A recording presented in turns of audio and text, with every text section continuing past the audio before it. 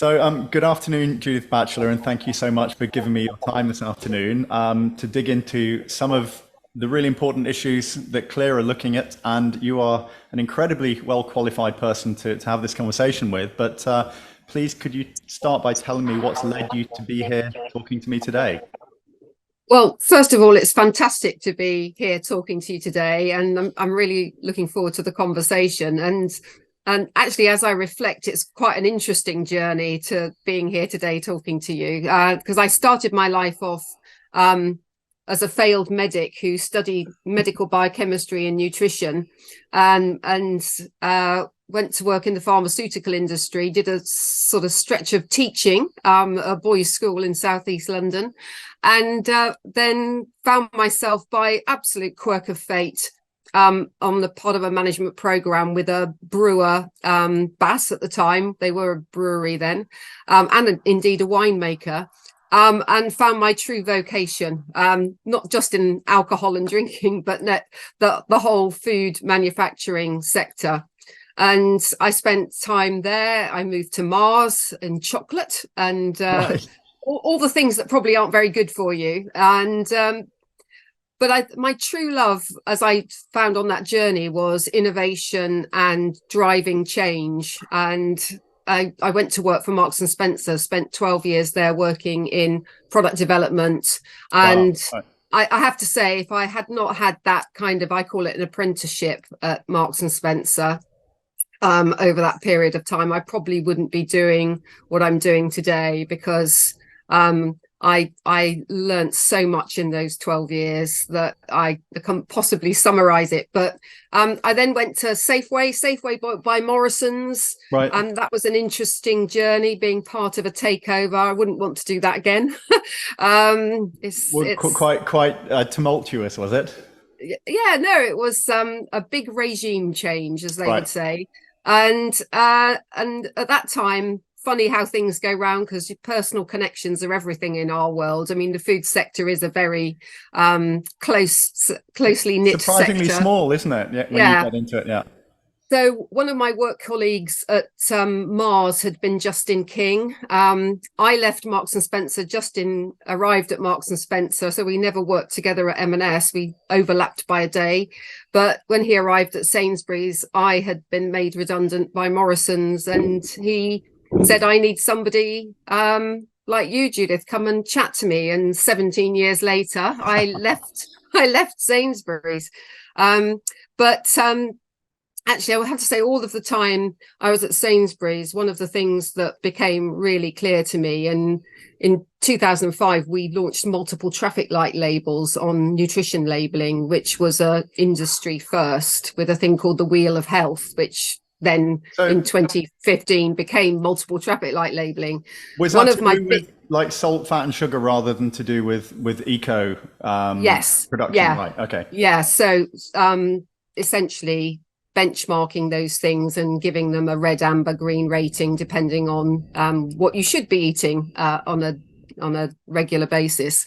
But I think what that really showed to me was how important it is to give consumers information about the products that they're buying that is meaningful and easy for them to assess. But the shocking thing that I found, and as shocking in a nice way, it was a kind of unintended benefit, was that by providing that kind of information to customers, you drive behaviors in the supply chain. And I think that was the kind of big light bulb moment for me, Yeah. was Wow. that Yeah. and at that point we were doing things in the Sainsbury's magazine, where when we were putting recipes in the magazine, we would give them traffic light labels, as well as, giving product technologists and product developers the challenge of turning their reds into ambers and turning their ambers into greens. So it was an unintended benefit of a consumer facing labeling scheme, which I think is quite an important And point, actually. was the supermarket then kind of rewarding the suppliers for improving in any way? Was there a sort of feedback loop like that? Well, I think what happened, and we start to think about eco labeling and the sort of parallels Mm. between what happened with nutrition labeling and what might happen with eco labeling, was that there were categories where that information was surprising to customers. So, for example, yogurts, and everyone felt yogurts were a natural food and there was something very wholesome around a yogurt. But of course, once you start to label them and you realize how much sugar there is in some of those products, high sugar and high fat, then suddenly you think, well, actually, that whole category needs to be reassessed by me as a customer. Breakfast cereals was the same. And then there were categories where actually there was a misconception the other way. So everybody thought that ready meals were really bad food and not very good for you. But actually, a lot of ready meals I'm not say they're entirely identical to the things you'd make at home, but they are not full of terrible than things. You think. And actually, if you buy a skinless, boneless chicken breast in a tomato sauce with some wild rice and things, actually, it's not bad for you. So there were lots of, and that drove sales. So in the first few years of traffic light labeling, you could very much see consumers reacting to what were fundamentally new insights. Or insights that challenged their sort of accepted wisdom of categories. So, and also you saw very much the debit credit of customers eating Monday to Friday and being quite, and then treating themselves at weekends, and the sales figures were really quite interesting. I bet that was fascinating because as you were talking there, I could just imagine the kind of the chicken breast and tomato sauce on a Monday, and the deep dish pepperoni pizza on Friday, which is like double red score, and or sweet and sour chicken is always the favorite because it's always the ones that campaigners pick up on because it's got so much sugar in it. So much sugar, but you're not meant to eat it every day, so no, exactly. That's the point. That's the point. That's super interesting, and that's kind of led us quite neatly into how something like this could work with eco-labeling. But eco-labeling has the data is a lot more complicated to get hold of, because what you're talking about there, a manufacturer can put together a meal, you can analyze the fat, salt, sugar content of the final product, and it's very easy then to give it a amber, green, or red score. But when it comes to an eco-label, if you had a product, let's say your example of chicken breast, tomato sauce, wild rice, that's relatively few ingredients, but each one of those could have come from multiple different sources. The chicken could be from different farms. The rice could be from potentially, I guess, even different countries. Tomatoes could be from different systems of production with huge variance in impact.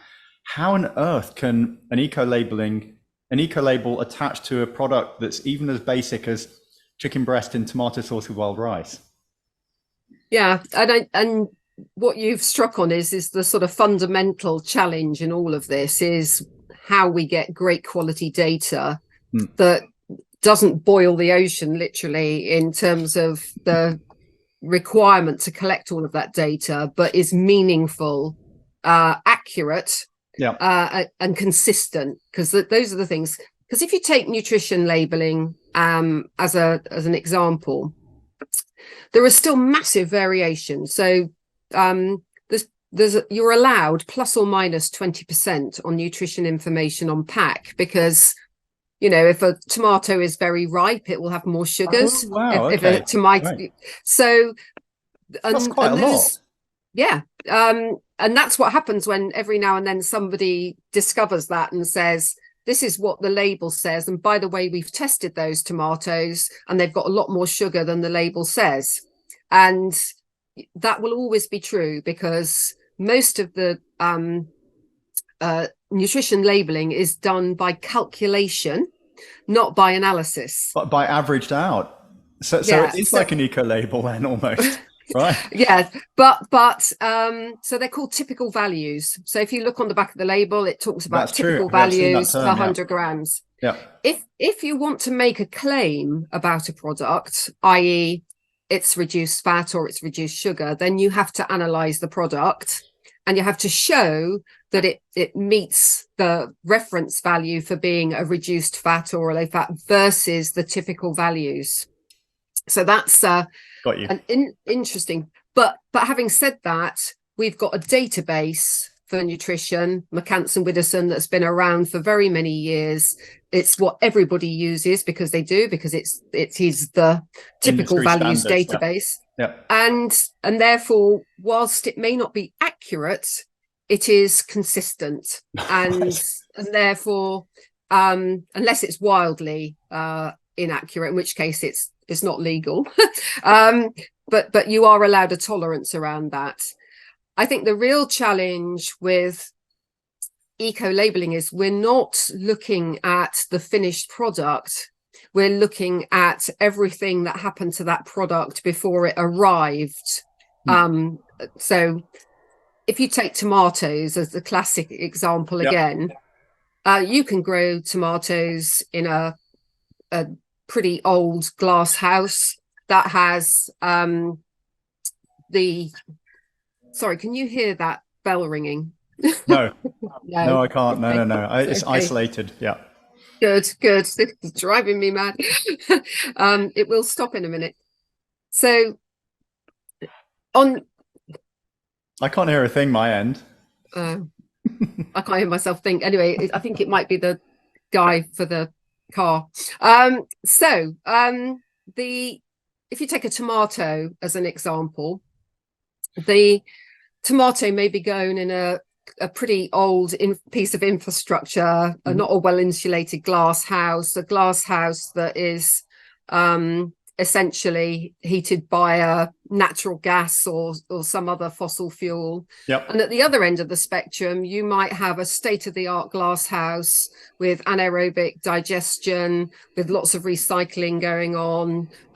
Zero carbon kind of, and everything in between. So typical values needs to be taken down another level to a typical value for that growing system, a typical value, which means there is a whole load of other data that needs to be collected to sit alongside that number that gives you the comparison to make.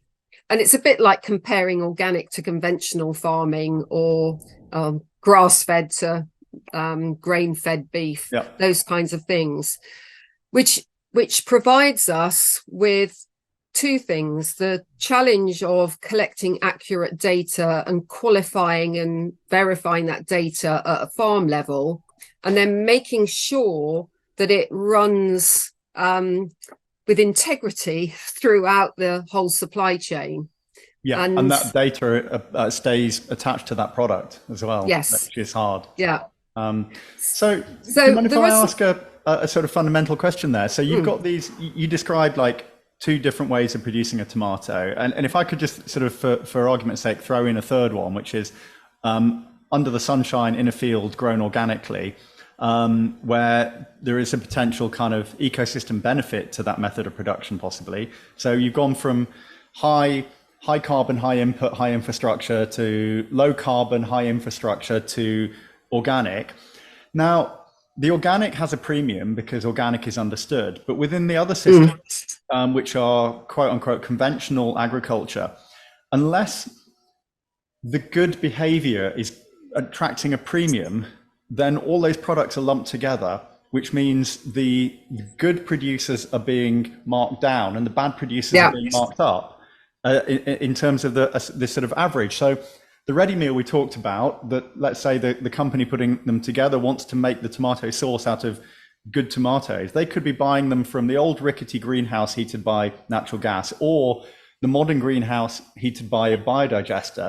There's no difference in there. So you can't apply a sensible, meaningful eco-label unless within the conventional system you can offer the farmer a premium for improving. How could that ever change? Because I think you're absolutely right. The categorization of the way a primary agriculture product, a raw material, is produced needs to be paid for, and whether that's organic, whether it's leaf mark, whether it's there are a number of different production systems that command a premium because the love, care and attention that has gone into that. But not a lot. There is, well, depends what it is, because at one end, there are things that customers are motivated and concerned about, that they are prepared to pay disproportionately more for. And then there is a piece that says, what is the true cost of that premium in order to produce food to that standard? And those two things aren't necessarily linked, because that's what marketing does, that's what packaging does, that's what promotions do. So one of the things we've got to find is a way that doesn't boil the ocean, and dumbs down everything. Doesn't boil the ocean at one end and doesn't dumb down everything to the lowest common denominator at the other. So one of the things that we're looking at with the Food Data Transparency Partnership, which is trying to address some of the challenges that you've just raised, so that at one end, customers can make more informed choices, and at the other end, the producers that are doing the good things for people and the planet can be rewarded for that, is to say, how can we differentiate in the data that's collected in order to be able to do that? So one of the big challenges is what we would describe as data hierarchies. Right. Okay. So where have we got really good quality data that is linked to an individual product and an individual supply chain, and where people want to get credit for that? And where is it that we have what I would describe as typical values, like nutrition, where you might have a typical value, but you might have it for a production method rather than just a product category? So it's no different saying, well, actually, I've got broiler house chicken, I've got RSPCA assured chicken, I've got free range chicken, and I've got organic chicken. And I might provide 4 typical values for those different growing regimes, which for some of them is easy because of things like stocking densities or average days life or set rules feed to achieve the certification. Exactly. So for some of those things it might be quite easy. For others, like the tomato example, where you've probably got 20 different, if you were to look at all the various permutations, there's probably 20 ways of producing a tomato. Well, there's 50 different ways of finishing beef in the UK. Yes. Yes. Identified in a study that I read. And yet, to my knowledge, I think Pasture for Life, they try to get a premium, but really it's only organic that separates from conventional there, which is, and even the term grass-fed is too woolly to be meaningful, hence Pasture for Life. And I was just about to agree with you on that whole thing. So what Pasture for Life is good at is an example of where you've got something that you are going to bring to market as I suppose one extreme, a brand or a descriptor or a way of defining for a consumer what you're doing is different. And I don't think necessarily we need to get at this stage, perhaps in the future, hung up on the detail of that. But what we do need to be really, really explicit about is, what does that mean? Because I think transparency around this and explaining to customers, and we can do that because it's not just about labeling, it's about providing information to customers, because a lot of them will be buying this online. They won't be picking up a piece of packaging. They won't be reading it. But if you can be very clear about what that production standard means and what it looks like, and evidence that in the data and the scientific evidence or testimonials or whatever it might be, but it's absolutely crystal clear, then I think customers are fine with that. What they're not fine with is greenwashing, where bland statements like, carbon neutral this or net zero, whatever it might be, when clearly there isn't data there to support it, and there isn't actually even a production process or a production standard there to support it. It's just a statement without any substance to it. And I think there's a big difference between those two things. And I think if you look at what the Competition and Markets Authority and indeed the Advertising Standards Agency have said around greenwashing, then actually I'm really encouraged that they are really putting their foot down on some of these things with some big brands that, you know, you would think should know better, actually.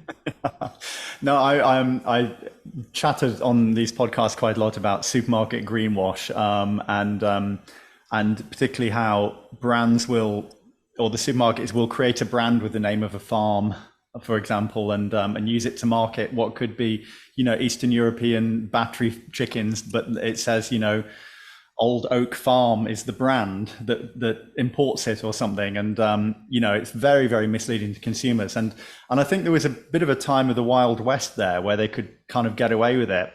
But when you were talking earlier, you were saying that customers want more information. At the moment, there are quite a few eco labels out there. I think through the C.L.E.A.R team, we've identified somewhere between 140 and 160 UK-based eco labels. All using different parameters, different data. And even within the own supermarkets, when they use the term responsibly sourced, for example, that's their own criteria. There's no kind of government mandated term for what responsibly sourced can mean. So yeah, I think the problem here is that we've got too many parameters, too many variables, and too many self-patty on the back, let's score ourselves however we like kind of schemes, or every supermarket being different, every supermarket with different parameters. So is it not the job of government to pull all this together and to write a glossary and a list of terms and say, if you're saying responsibly sourced, it has to mean this as an absolute minimum. And then the customer actually knows what they're doing.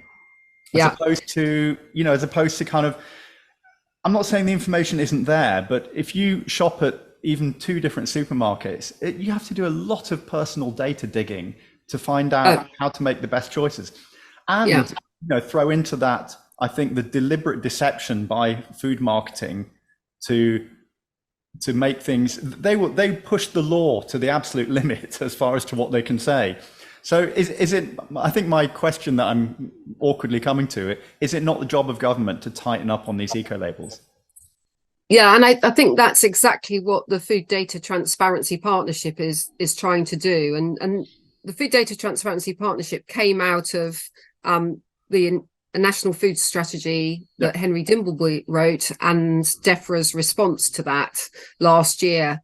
And the Eco Working Group looking at, well, 2 things actually, looking at what companies are going to be expected to report.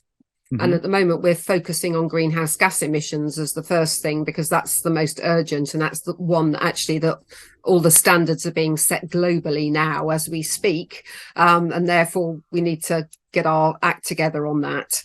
But it will move on to other things.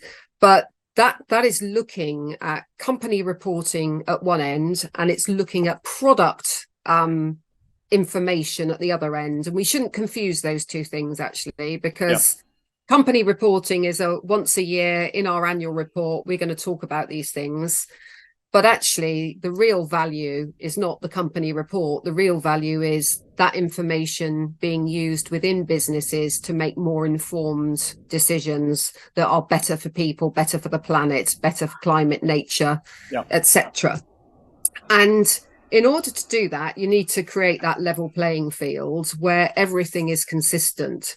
So that starts with what I would call data definitions. So we need to define these things properly, but just defining them isn't enough, because you can define something. It doesn't mean to say that anyone's going to follow that.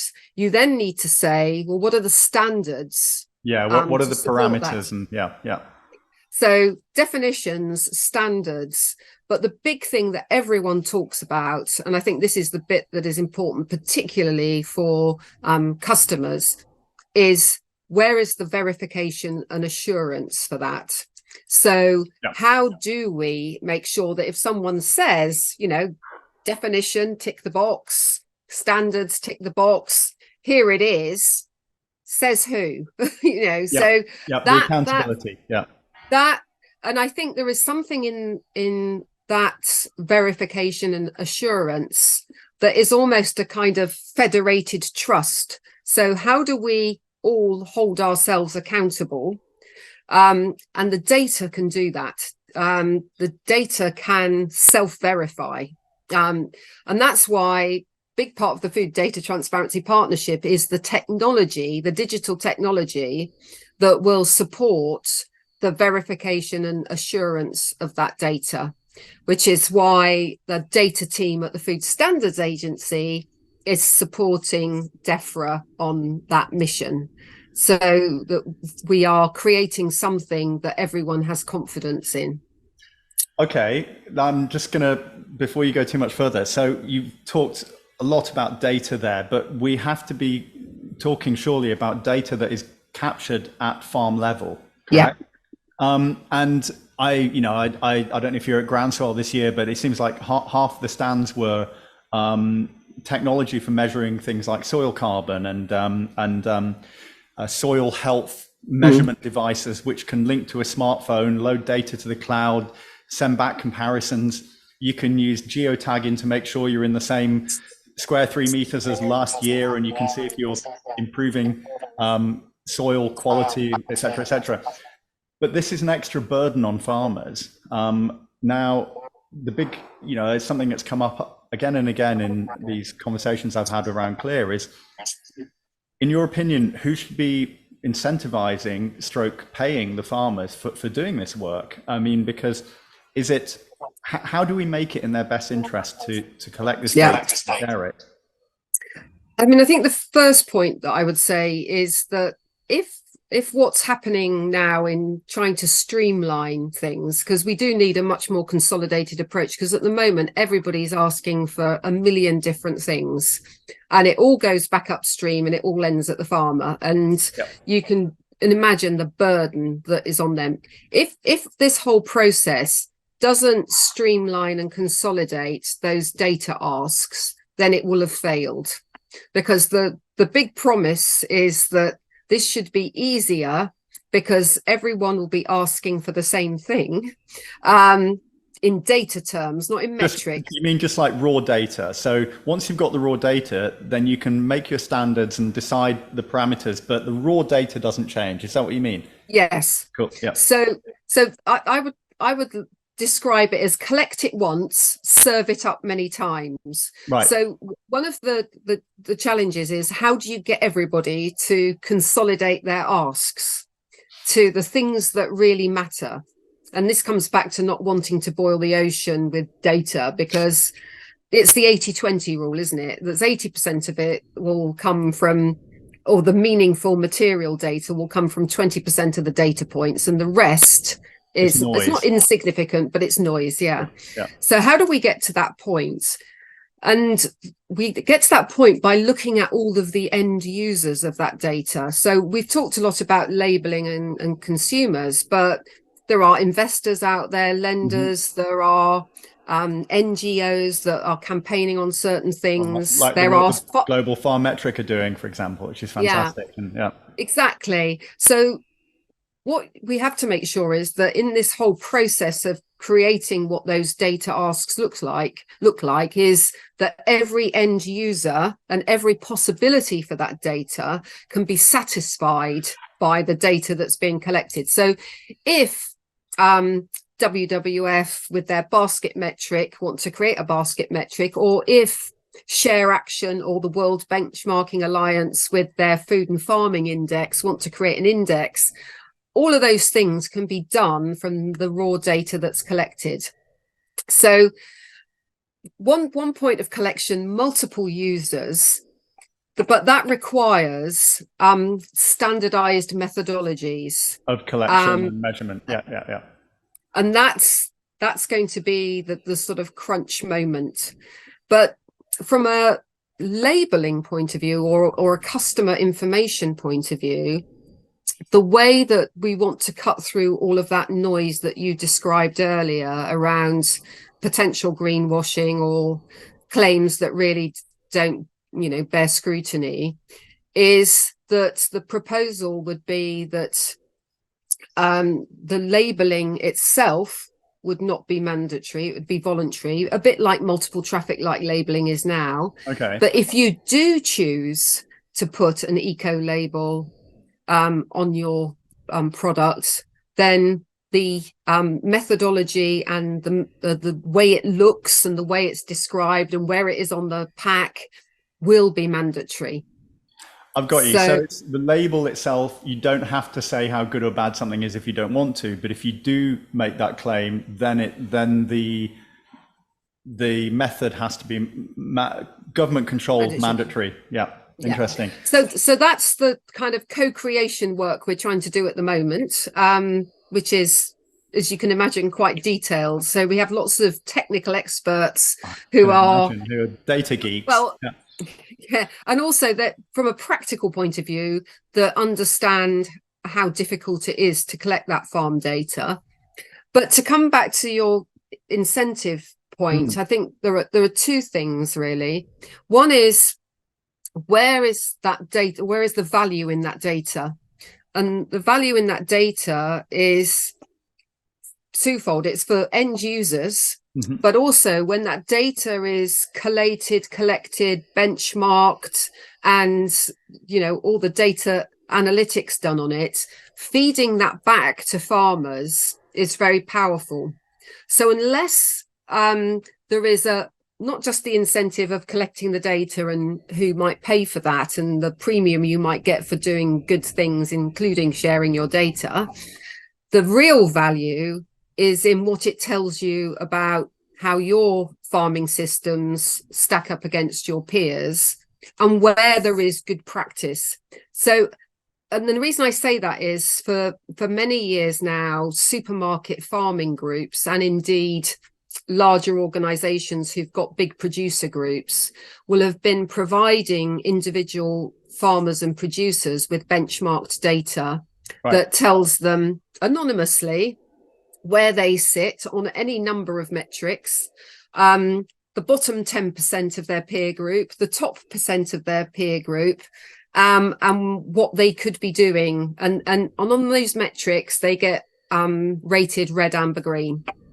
Right. Okay. And for a lot of those farming groups, that also forms the basis of bonus payments. So bonus payments, for example, for animal health and welfare in dairy herds, those kinds of things. So, right. So there is a system whereby within, let's say, conventional farming, so it's not organic, it doesn't have that automatic tag, good behavior is being rewarded within the same system, as it were. Yeah. And you could talk to any of the supermarkets about that, whether it's Tesco, Sainsbury, Marks and Spencer, Waitrose. They will all be incentivizing their producers to do the things that are important for that particular sector. And it might be an animal health piece, it might be an environmental piece, it might be a soil quality piece. So but all of these are determined by the individual supermarket as to what fits into their messaging, their plan, what's important to them. It's not standardized out by government in the world. No. And I think that's the really good point. On the 80-20, it will be. So if you're looking at a dairy herd, you'll be looking at mastitis and lameness and all the things that everybody would be looking at from a dairy herd perspective, but there'll be also other things in there. And that links, of course, to whatever commitments you may have made externally. So as you will know, a lot of supermarkets have made commitments to LEAF mark on their fresh produce. Yep. Some of them for all of their UK produce, some for all of their global produce. So big commitments around that. And therefore, the data that they will be collecting will be geared up in addition to what they're doing for a farming standard, which means actually all of the farm standards owners also are an important end user group for collecting this data, because there's one thing collecting standardized data because you want to produce an eco label, but there's also the data that you collect to show that you're farming to a standard that is being certified. So joining up all these dots so that they're all nice and cohesive is going to be part of the challenge. But my kind of takeaway from all of that is this all goes back to the most fundamental part of this whole system, is that there has to be standardization in how the data is collected from the farm. Otherwise it all goes wrong. Otherwise the rest of the chain is meaningless. And is that something that you think the government should dictate as to how you collect the raw data? Because afterwards, as you said, the data can be processed in so many different ways to different means, but unless the raw data is good and standard, the rest of it's meaningless.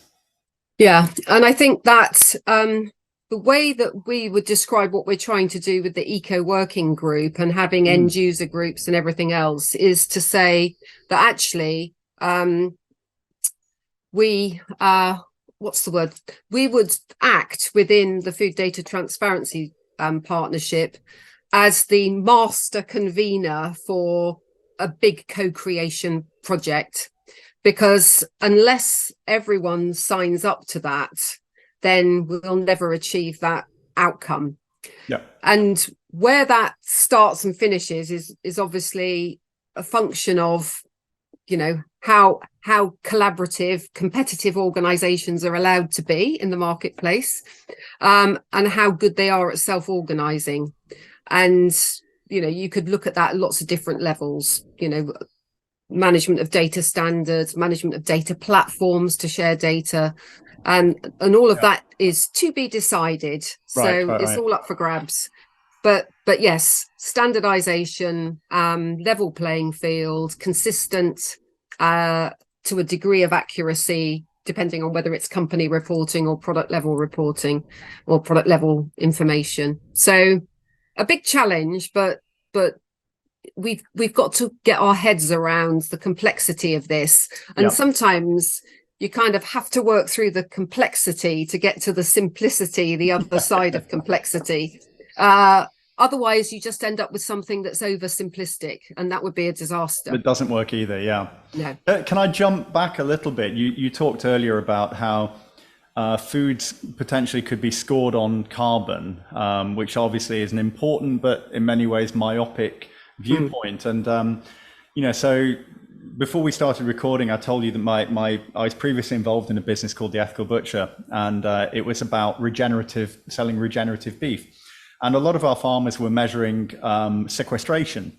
Yeah. And then we see things like reports like the Livestock's Long Shadow, which looks at emissions, but doesn't balance sequestration because they said it was too complicated. So that to me is a really big, deep problem, because the danger is that you could end up incentivizing intensive systems because the carbon is lower, but you're not looking at ecosystem services or sequestration or how's that being addressed?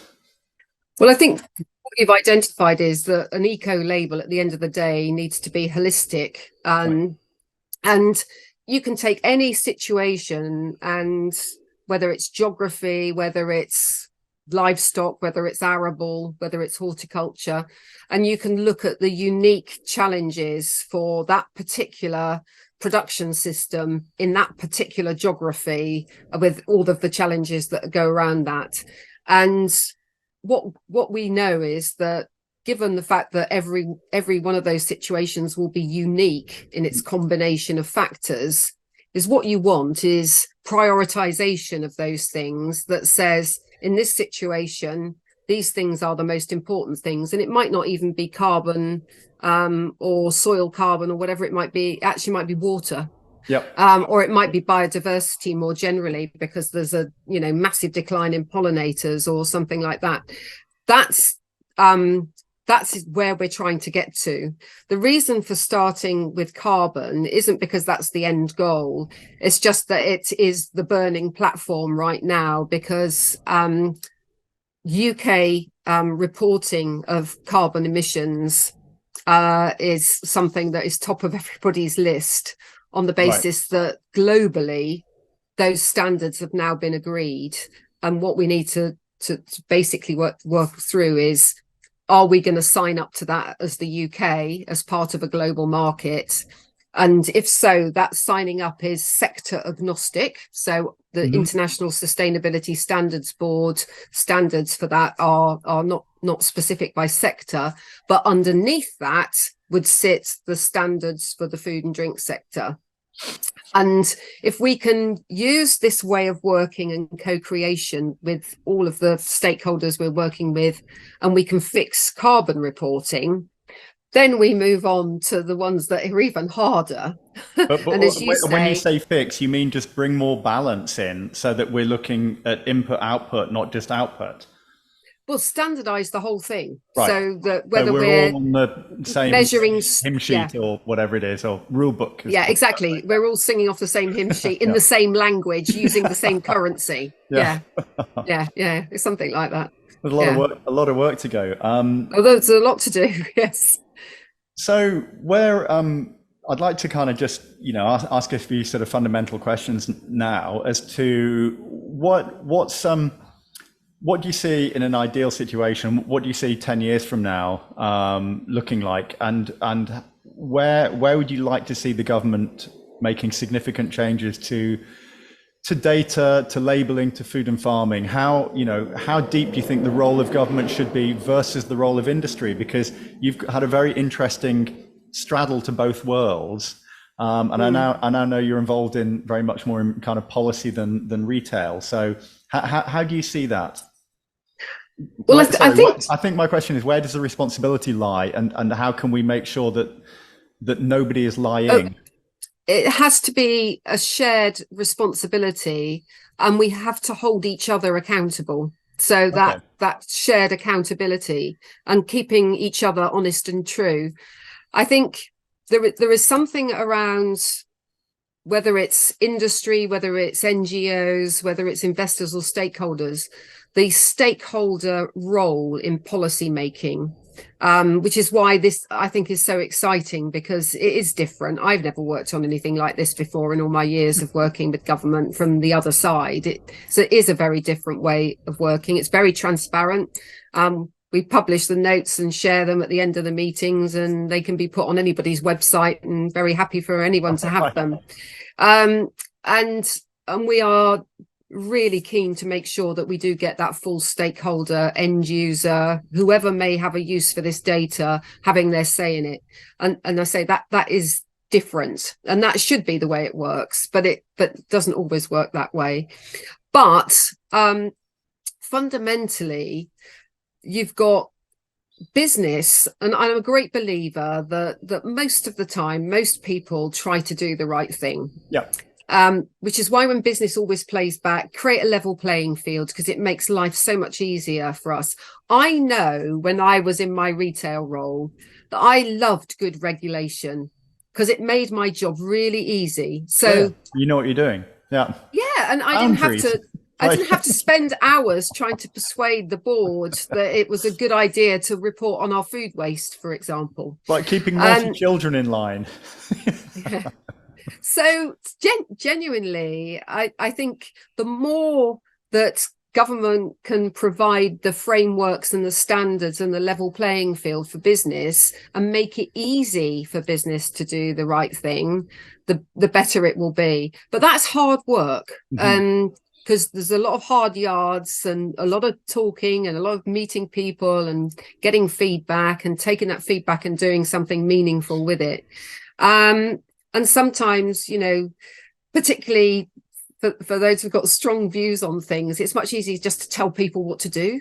But that doesn't always take people with you, does it? So we've got to find the right way of working. And I just think this is I'm hoping this will be an exemplar of new ways of working around creating policy that is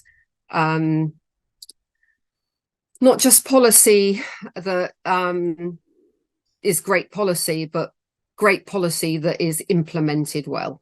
That's the key. Yeah, right. Both sides of the equation. Yeah.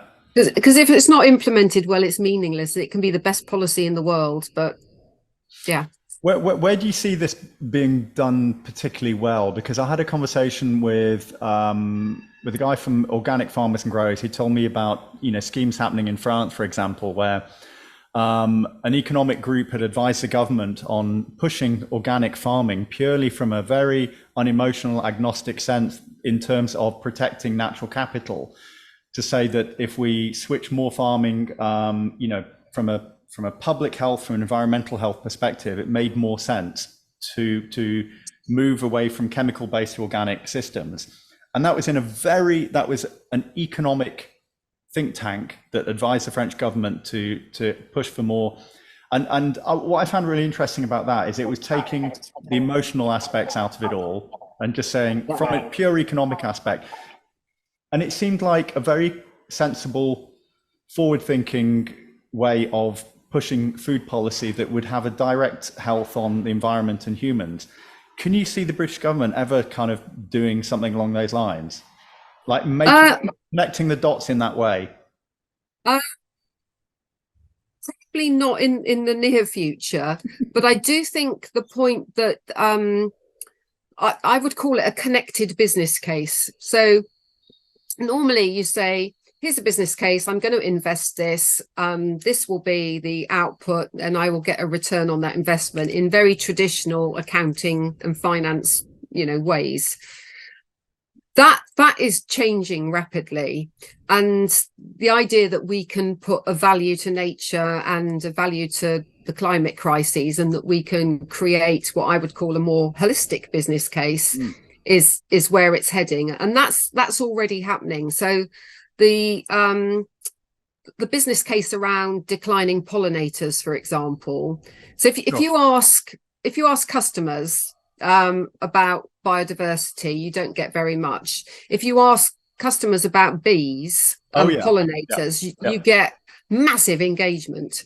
And that's because actually we've done quite a good job of explaining the value of pollinator insects and bees in particular. The true cost accounting of it. Yeah. Exactly. So we need to find more ways that engage everyone. And when you engage customers, you're engaging citizens and you're engaging voters.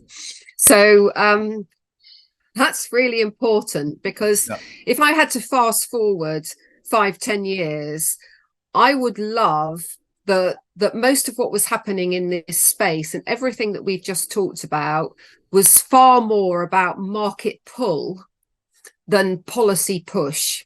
And we've got to get the push and pull right. The carrot and stick. Exactly. Yeah. So that would be my utopia.